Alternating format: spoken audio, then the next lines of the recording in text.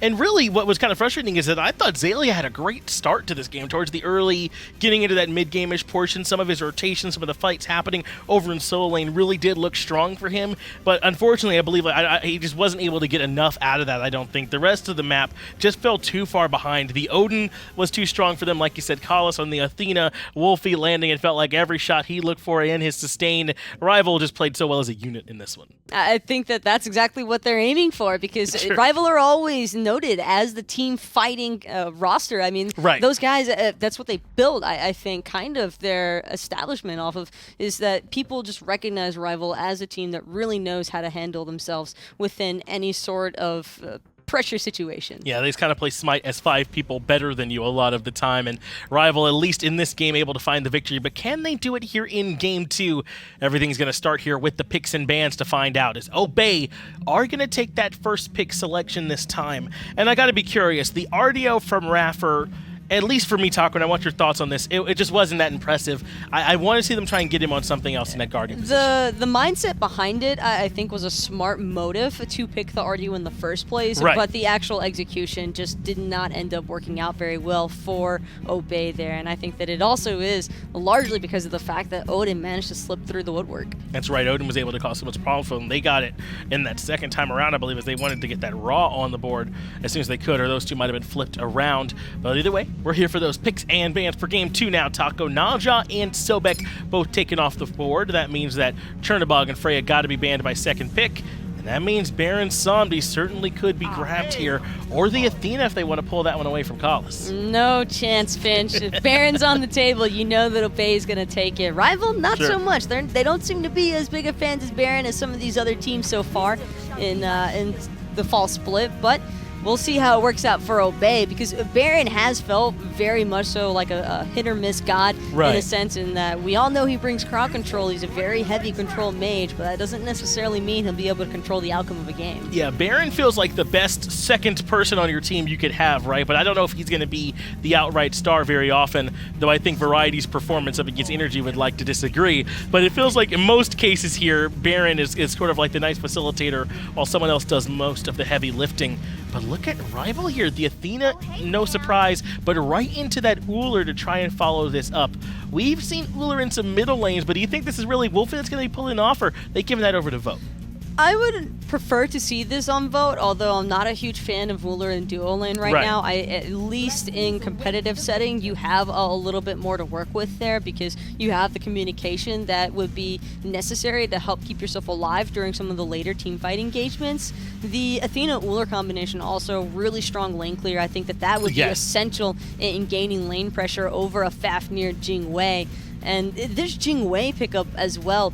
I think that Ataraxia is just going to aim to try and focus on his farm game early on. He wants to try and get the Devour Gauntlets and Boots online, and then after that, I think he'll have some potential to actually look for some of those boxing matches against Vo, and definitely aiming to be a little bit more relevant in the late game than what he was able to have an impact on in Game 1. But of course, Game 1 being a result of just the team not really panning out as a whole. Things kind of just got away from them in general as Obey drafts what feels relatively safe, right? Between the Fafnir with the leap, Jing with her ultimate, and even Baron can be kind of hard to bring down. So that might be the name of the game for them. But Rival, they're prioritizing this Nike. We don't see a ton of Nike, but that passive, which can give those AoE stats out to the entirety of her team, regardless where they are on the map, feels very strong. When she uses that Sentinel Azus, she's nigh unkillable. It's so much health that she's able to gain. There's certainly a lot this Nike could bring, especially when paired with the Nox. Oh, this could be nasty from Rival, because yeah.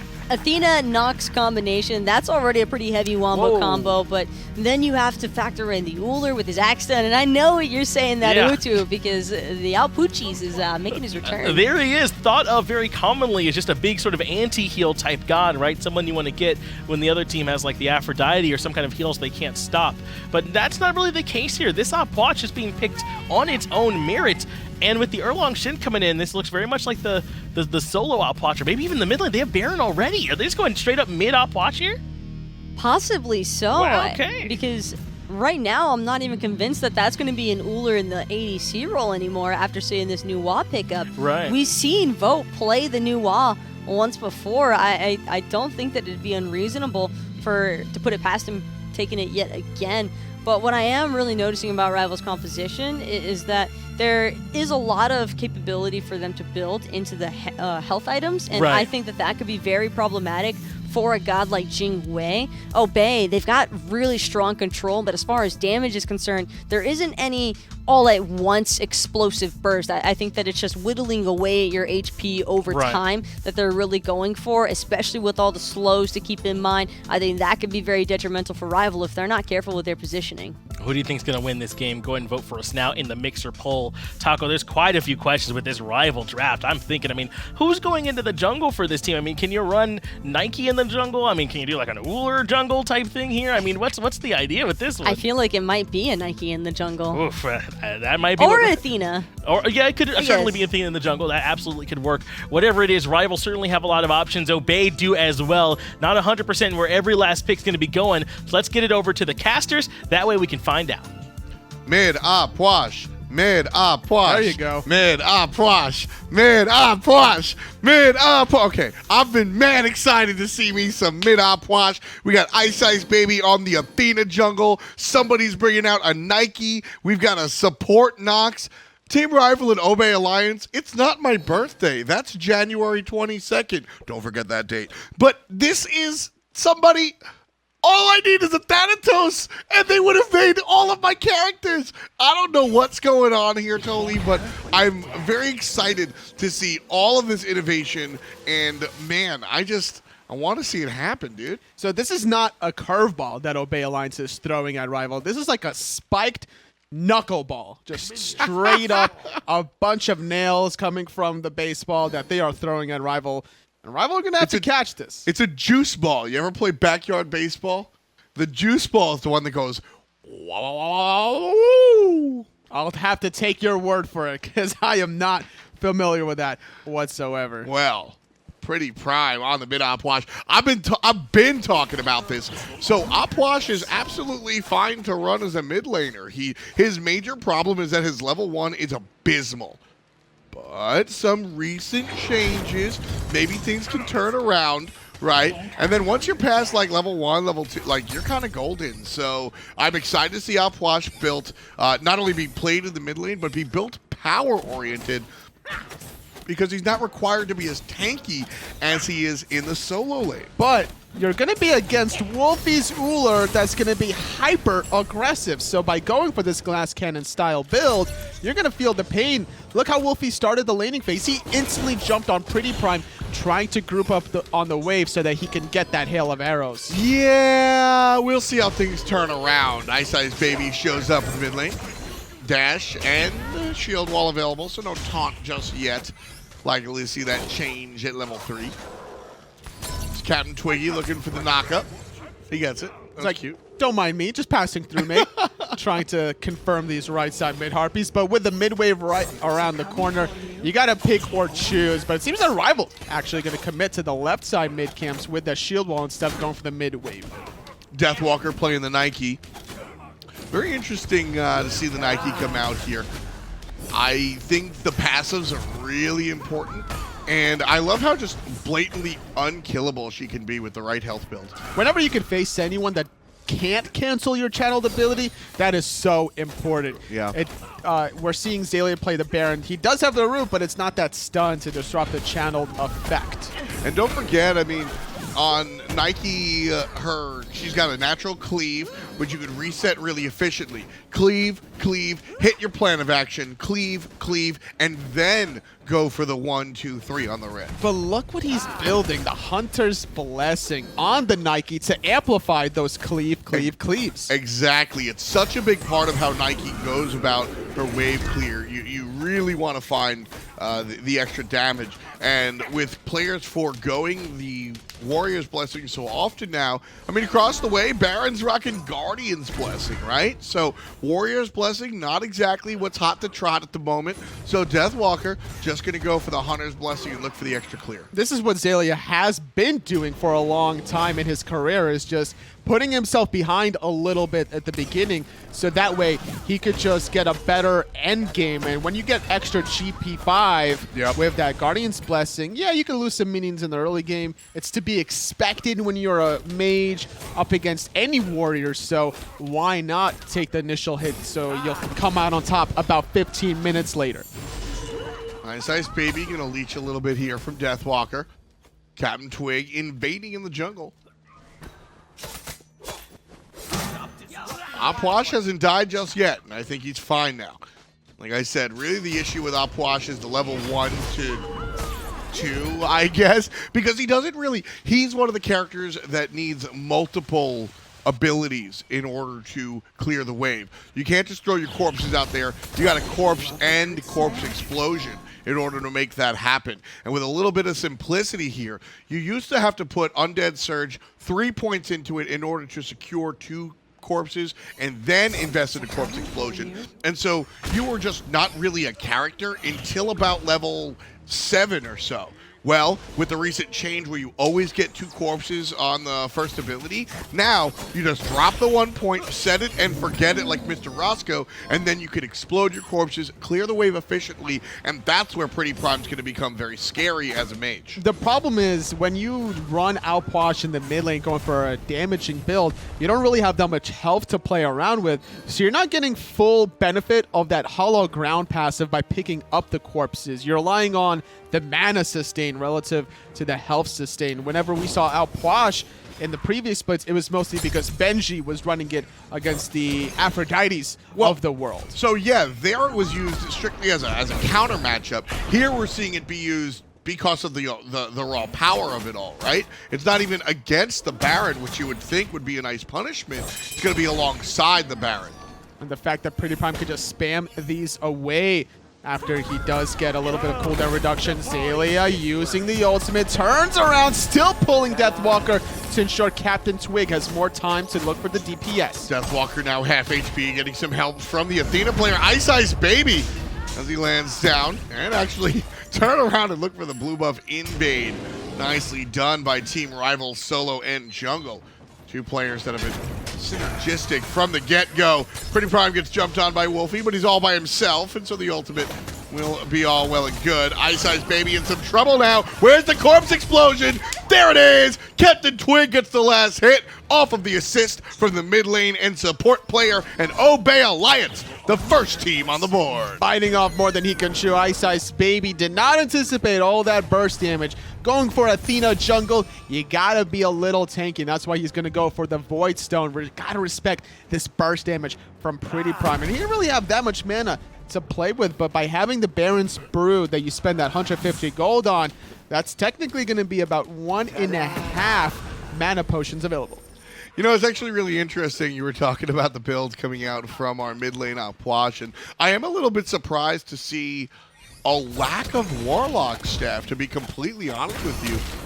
Even when being played in the mid lane as a pure power mage, I would have expected to see that Warlock staff, partially because of what you were talking about with respect to the passive, but also just as a mage with no mobility, you would expect a little bit. So I agree that it's great to have the Warlock staff, but you're not going to have the most time in the world to build those stacks. There's just too much action in the mid lane, so therefore... He's building Book of Thoth. But Book of Thoth is a little bit different because you're getting more damage up front, and as a result, you can still have the power spike plays to continue team fighting, whereas Warlock staff, not necessarily. Not to mention, Warlock staff received a pretty big nerf in terms of the mana capabilities. That makes a lot of sense, especially per our conversation earlier when I was talking about Puch's newfound viability in the mid lane. Because you don't have to wait so long for all of your points and your abilities, you're a character a little bit more a little bit earlier in the game. Warlock staff kind of delays you till you have about 65 stacks on the item. That's when it becomes a real powerful item. Whereas Book of Thoth, the stacks certainly matter a lot more than they used to, but up front it is just a better raw item. You are correct, and so I think that might be the thought process. Nice stun there, mid-agility coming out from Vote. And the thing is, where in the world where Warlock staff lost mana, Book of Thoth gained mana. going from 125 to 250 mana, and on top of that, the power to conversion rate went from 3% all the way up to 5%. Yeah. It's nothing to really take for granted. Hunter Nuwa. Just, this has become a vote specialty. And totally, I hate it. I don't like it. It shouldn't work.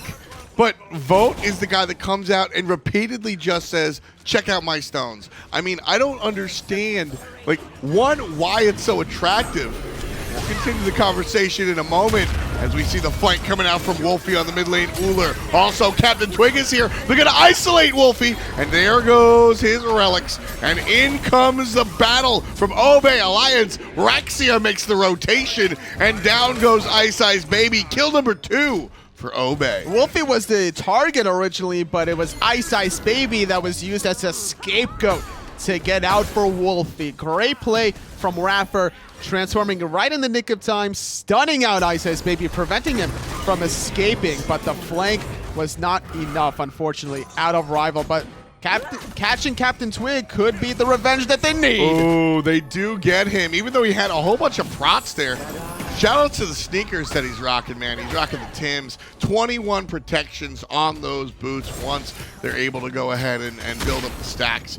And, you know, usually I look to see the dot-based characters come out in order to entice the building of the tank boots. We don't really see that on Rival, but CaptainTwig going for the tank boots nonetheless. It's not a bad idea, honestly, at the end of the day. You get a little bit of health to follow it up, some crowd control reduction to have to deal with that long duration of the Athena taunt as the game progresses, and it just increases in the duration. And if you can just get out of that taunt before Callus can follow up with the silence route, that's a good look to be able to keep the team fight going. See, I don't dislike the boots over there, but I like them much better on the Nike across the way. Nike, so her ultimate scales off of the total health she has. That's why we see the immediately build. Sure, Pestilence, you're probably going to build against the Baron anyway, but the immediate build into the Pestilence, prioritizing it over any cooldown reduction or any of the other nonsense that you might expect. Ooh, taking a little bit of damage there was Vote. Throwing out the Clay Golem, Shining Metal, just for good measure, will stun, but Ataraxia, not deterred, looking for the blind shots through the fog. How is he finding him? Well, he missed a couple of them. PrettyPriMe catching out Wlfy. Yep, now he's in trouble with DW here, and iceicebaby won't be in range for the top, but he don't need it. Support knocks Callus. Finds the ultimate. These guys are making my job hard, I'm not going to lie. Usually when you see Defender of Olympus, my eyes immediately go to the support, but then it's a Nox. I see the Nox profile. I think it's the mid lane.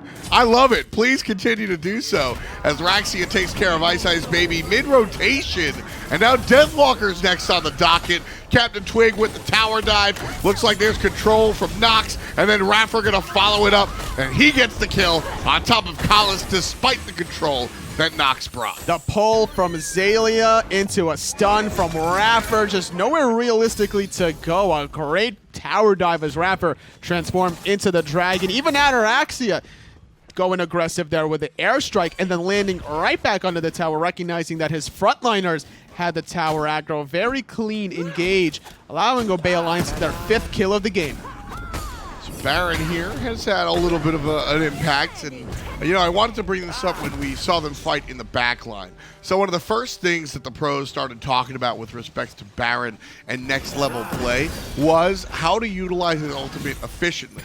So obviously if the player hits your coffin, that's it, it's over. So what you want to do is you want to vacuum the player in, and then right before they're going to hit the apex point, turn around so that they're clear to move, and then go ahead and vacuum them back in so that you're able to maintain the crowd control for as long as possible. And that's what we saw earlier before on the right side near that blue buff invade. Obey Alliance not done with their mid pressure. They want to find any pick that they can to maybe open the door for this Gold Fury. And you're mentioning how Deathwalker was trying to go for potentially what looked like it should have been a Pestilence, and I totally agree with you. I think against the Baron, I'm happier that it's not a Pestilence. Going for a more selfish build, I don't mind it either, because Bulwark of Hope is the correct way to go if you're looking to survive. It's just max HP. And you know what? I like to see silly shields. And that's what happens when you build your max HP. When you go this Bulwark of Hope, you're going to get a silly Nox shield. Raffer forced into the transformation as everybody from Rival looking for the tower dive. And Collis is able to secure the kill onto Mr. Raffer. I don't think Xaliea is going to give up the chase onto Deathwalker, but finally will go back into the mid lane, pinging out where that rotation is happening. And you were talking about that silly shield. Yeah, under 30% health. You're getting a pretty hefty shield. At level 20, it's going to equal to about 350 additional shield health. I mean, I'm talking about the ultimate even from Nike, right? Yep. That's going to scale directly off of your healing, or excuse me, off of your HP. Yep. And so, you know what? I want to see even a Stone of Gaia on this character. And I didn't realize how much HP was on the Blackthorn hammer as well. 450. 450 health on that hammer. I mean, if I'm Deathwalker, I might even start looking at Blackthorn. This is why he's going for what could be potentially a mystical mail. Yes. If he wants that physical defense, needs to be able to stack up that health a little bit further. Could even look for a sovereignty if he really wanted to provide an aura for the rest of his teammates. Mystical Mail is also one of my preferred selections on Nike because she's a character with a lot of downtime, right? She's got Ren. I mean, she has one less ability than everybody else. So she's got a lot of downtime in what she's able to do. You want to look for the initiation with the jump in, pop the shield for the slow with the ultimate, and then Ren in a team fight can be haphazard. If you've got the Mystical Mail, you're adding value to a team fight just by being present. Wlfy forced to use the beats to get out of that one. CaptainTwig narrowly avoiding that Nox ultimate. Callus avoids that one. Xaliea, though, still in the thick of things. Here comes Rival on the chase down. PrettyPriMe trying to keep his distance. Oh, nice no. positioning. CaptainTwig getting a little greedy, but here come the Crips, and he's the keeper. PrettyPriMe puts half a dozen up for Obey Alliance, and the mid lane, Puch, making it happen. CaptainTwig dangling himself out like a juicy piece of meat allows Xaliea the freedom he needed to find the great pull onto everyone, honestly, out of Rival, trying to defend their own blue buff. But sometimes you got to recognize when you got to let a buff go. And with that one pick, Bay Alliance goes for the Pyromancer, secures it, getting themselves a decent lead. It's nothing to write home about, considering it's only 15 minutes, but a 3,000 gold lead is a 3,000 gold lead. I mean, it's certainly working right now, and this is the step to find sort of the rest of it. And you know what? Puch, the 2-1-2, he can be the answer.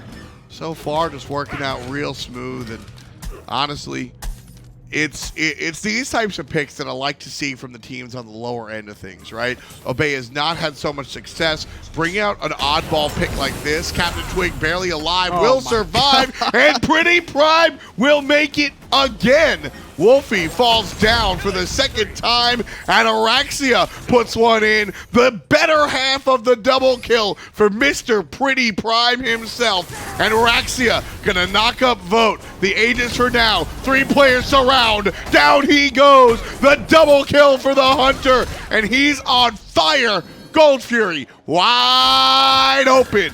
And Obey Alliance gonna put it in their pocket. Obey Alliance are making Rival look very silly this game, honestly. The way that CaptainTwig is able to escape with a sliver of his health pool, and then on top of that, just collapsing on everyone that's just slightly out of position. Wlfy still didn't have his beat, so he was an easy target. iceicebaby had to go out of position trying to save his teammate.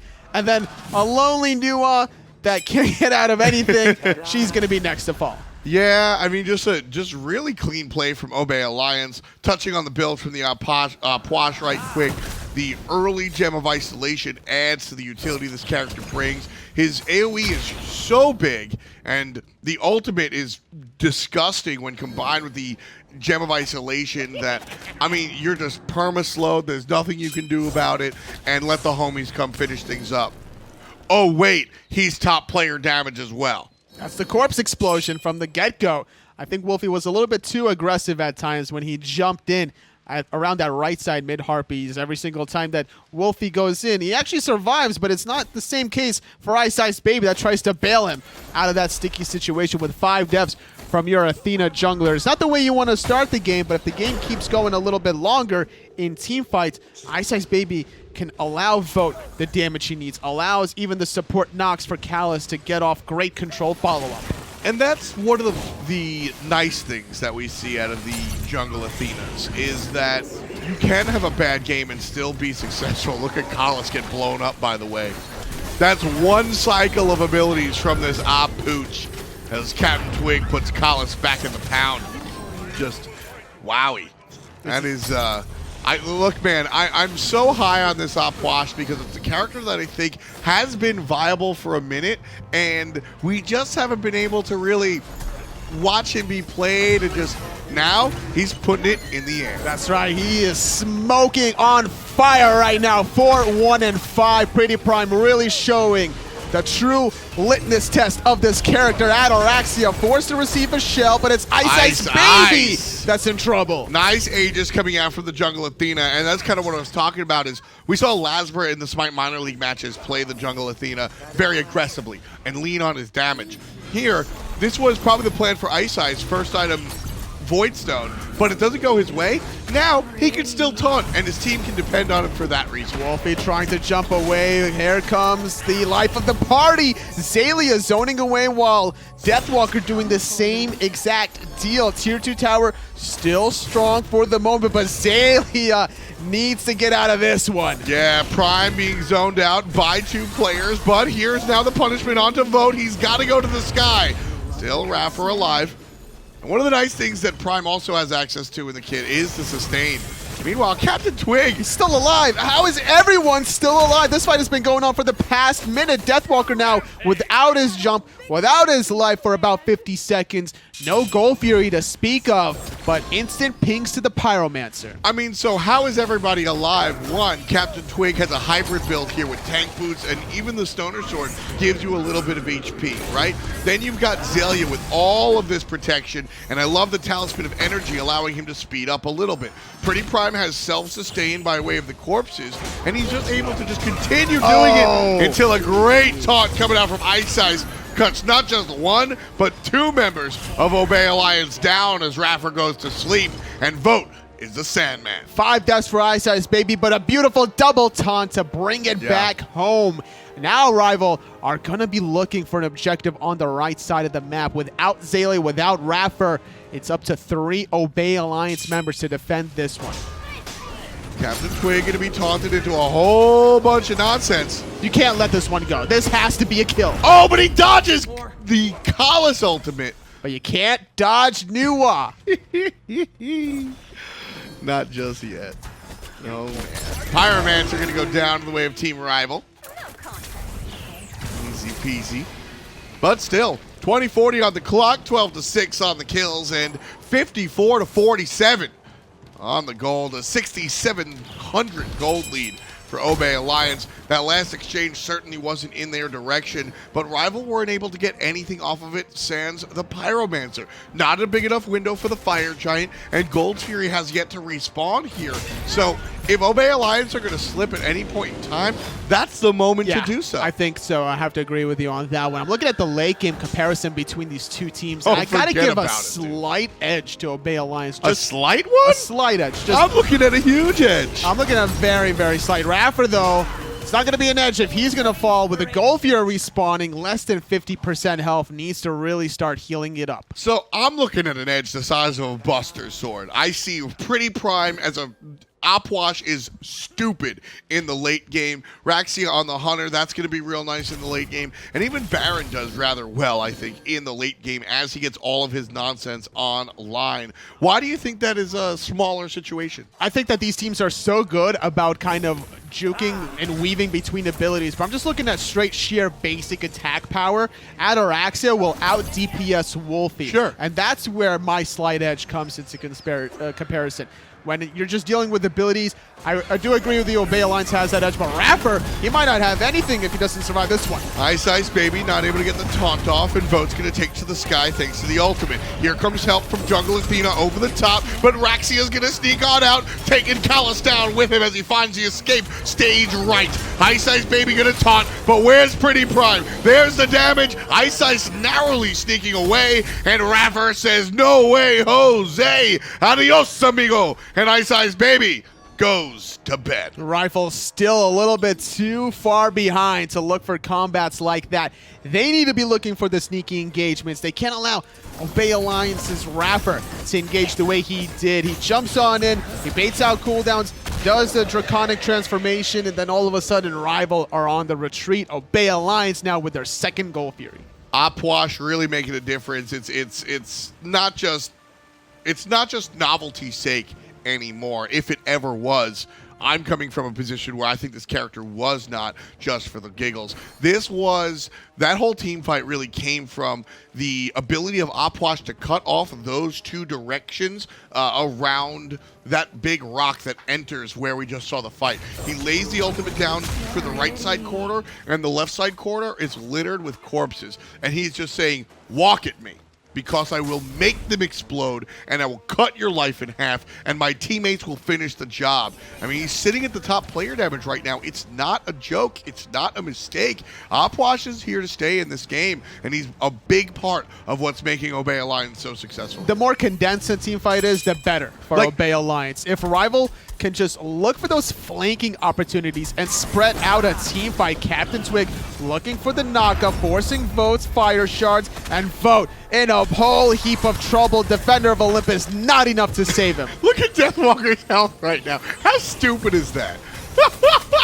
He's got 4,000 HP. Totally. Something like that, definitely. But now without vote completely, Rival are in a 4-on-5 situation, trying to run away as Callus against the speed buff from CaptainTwig. Doing a great job avoiding the axe from Wlfy, but regrouping now with his teammates on the Fire Giant. Obey are going to pick up the Fire Giant. No chance, as CaptainTwig plays goalie, keeping Deathwalker and Wlfy out of the conversation. iCeicebaby and the Archers of Gondor on the left side are going to go ahead and take care of the Tier 2 tower.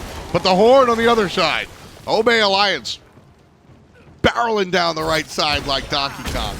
And they're just going to make this one happen. A signature choice here on the Emperor's Armor for iRaffer teams. He's been a proponent of the Emperor's Armor since minute 1, and I'm a big fan as well.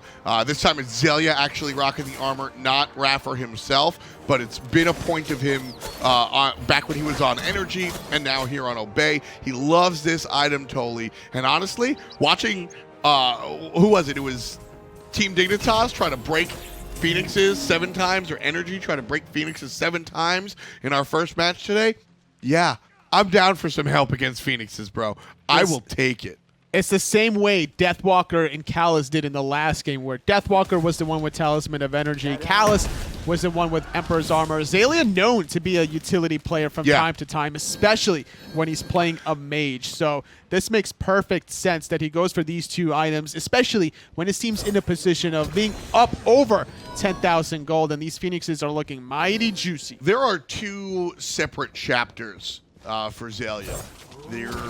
Once upon a time, Xaliea was arguably in the conversation for the best solo laner in the world. He played Bakasura, he played aggressive Ra, and he was a hard carry back when you were playing competitively. Now, and then the world changed and he refused to, and he kind of fizzled out. Took a break from the game, came back, and now he's this Swiss Army knife where he's going to bring whatever the team needs. This build is a perfect example of it, and it's working out. 26.5 minutes in, Rival trying to defend their left side. Phoenix, Deathwalker goes in onto Xaliea, actually trying to absorb life of the party. 4,300 HP on this Nike. Ain't nobody bringing her down anytime soon. But now that the ultimate's over, Obey Alliance looking for the reinitiation. Phoenix on the left side going to be cut down. Players losing their lives as well. At least their HP bar is not all the way dead. And Obey going to regroup and look for the mid lane assault. I don't think Rival could have potentially defended that any better than they did. And they still lose their Phoenix. Luckily for them, they don't lose any lives, so that they can still at least deter Obey Alliance from straight up sieging another Phoenix, buying more time off of the Fire Giant buff. That was actually, man, I was excited to ride along with Nike in that team fight. That was actually really cool. Shout out to Doug, our observer, for such a cool angle. Obey Alliance now looking for the straight up, no angle here, just blunt force looking up the mid lane. CaptainTwig on the left side, trying to see if he could direct any traffic towards him. But I think Rival are going, it's a tanky Erlang Shen. We don't have to pay attention to it. He's just clearing the wave to allow the next round of fire minions to do the dirty work. And then maybe look for a flank. He doesn't have to blink to get in the same way he did in the left side Phoenix Siege, but a nice turtle knockup is all Obey needs. And this is another, I mean, look at how little that Rival can defend in this Opwash ultimate. They have to retreat or take a ton of damage. They do both here. And the Phoenix is Obey's. I mean, every time that Opwash ultimate comes up, Rival loses a Phoenix. It just controls so much space. PrettyPriMe was poked out so hard, but he's just healing up from those corpses. And CaptainTwig was doing a good job in the backline, knocking up 2 members, while Deathwalker was trying to zone, receiving too much damage on his side, was forced to just recuperate and lick his wounds. Yep. Full reset here as we're approaching a half hour of play. Obey Alliance about 15 thou above Team Rival. It's like Fire Giant spawning in less than a minute, and that will probably be the next objective for Obey Alliance, taking things a little bit slowly, and I think that's the right call. With a team like Team Rival across the way, you don't want to take any chances. No, I agree, absolutely. Rival have used to at least have Obey's number in the past, but this time around, it seems that Obey is going to be able to maybe drag it on to a Game 3. And this next Fire Giant is going to be the enhanced version, making it even easier for Obey to confirm the last Phoenix of the game.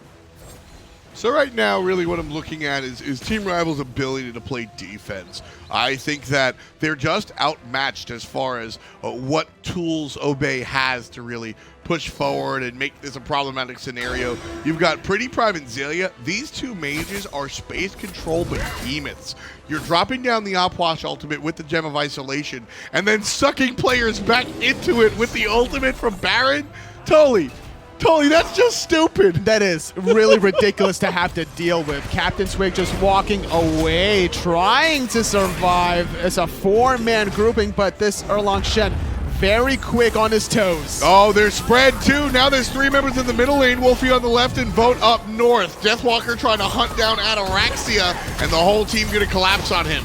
But he's got 4,000 health, so who cares? He's just looking for the knock-up. Vote's looking for PrettyPriMe, and he finds him, and down he goes before he drops the ultimate. Rival's Hunter, rather mid laner, is going to take care of one as well. CaptainTwig low. CaptainTwig going to get in trouble. CaptainTwig going to be the better half of Wlfy's double kill. What Vote gets a double kill. Happening? PrettyPrime's out for 30 seconds. He was the earliest one to sit down. Totally, this is at least a Phoenix, I think. What just happened? It was Rival collapsing onto CaptainTwig, and they're gonna get a deicide. This is not a Phoenix, Tom. This could be game if Rival were a little healthier. Exactly. They need a little bit of HP and a little bit of minion help. With PrettyPriMe up in 14 seconds plus the ultimate, what's going to happen is, should they go for the win? Should they go for the win? They're going to get Opwash. They are going to go for the win. But PrettyPriMe is coming up. Totally, the enemy Titan is under attack as well. It's not that much, the Rival. They're going for it. It's only PrettyPriMe. He empties the crypts. He drops the corpses. One. He gets 2. He gets 3. Where is it? Oh, baby. That's number 1 for Xaliea. But a triple kill out of the base coming from PrettyPriMe. Give me your money, he says. But look at that health. Oh, man. It is extremely low, this Titan. Can Deathwalker be the hero that Rival needs to hold on to their own Titan? Because these respawn timers are not coming up anytime soon. Nah, that's not going to be the case, but Fire Giant's available. He's going for the end. He's going for it, Tom. Oh, he's going to get spotted. Oh, iRaffer's going to spot him. But he's got all the HP in the world, bro. No, Deathwalker, when he pops ultimate, Deathwalker is 4,000 HP. He's got 4,000 HP. Can he end it? He's going to jump for it. There's 2 players. He's stuck in the fountain. Still alive. That's it. Up at the top, Obey are a little bit faster, and they're going to stretch this to a Game 3. Man, it's just so close. What a game between these 2 teams. These two sets have been absolutely fantastic. Dignitas stretching out their set. Now, they did get the 2-0, but it's a really close one. And honestly, look, I'll be real. I thought this was going to be quick and dirty for Rival. A little bit. Obey bounces back. fantastic composition, fantastic gameplay. You got to give it up to PrettyPriMe and the Puch right there. Oh, at absolutely. the end of the game, just a great play from a great player. It was also the ability for CaptainTwig to survive on several fronts. Getting those reinforced booties allowed him to just escape with 1% health. If I'm giving MVP to anybody, it's got to be CaptainTwig. Oh, I'm not. I'm giving it to PrettyPriMe, man. Okay, fair enough. After that last defense. Yeah, Xaliea stole that quadra kill, by the way. I see you, Xaliea. I see you out there. Let us know who you think. Let us know who you think is MVP, whether it's me or Tolly. I mean, PrettyPriMe or CaptainTwig. Because if PrettyPriMe wins, I'm gonna make fun of you. That's not even fair. Of course he's going to win. But they wouldn't even be in that position if it wasn't for CaptainTwig to start off the game. Well, if it wasn't for PrettyPriMe, let's bring it down to the desk.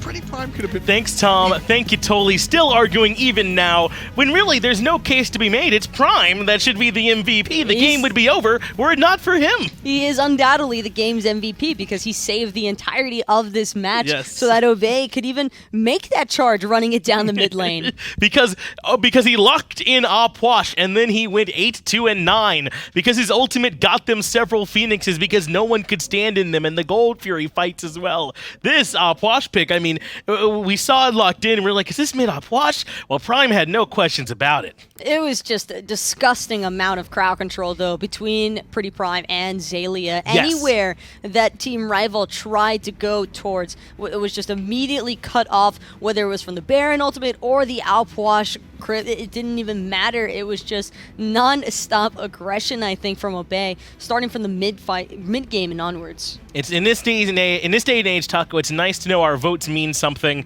and today, our votes do mean something. PrettyPriMe on the Puch is selected as your MVP. There's still hope in this world. And you can see Xaliea doing a lot of work there on that Baron as well, but he's going to be second fiddle to this Puch, which did a ton of work from Prime.